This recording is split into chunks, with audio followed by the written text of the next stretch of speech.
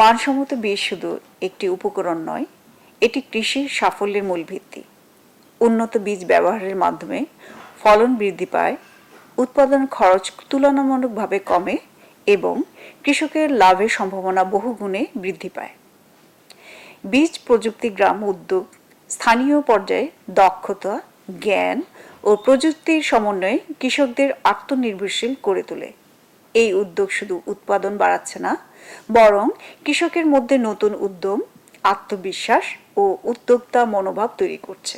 আপনি যদি মানসম্মত বীজ উৎপাদন করে অন্যদের কাছে পৌঁছে দেন, তখন আপনি কেবল উৎপাদক নন, একজন পথপ্রদর্শক হয়ে উঠবেন।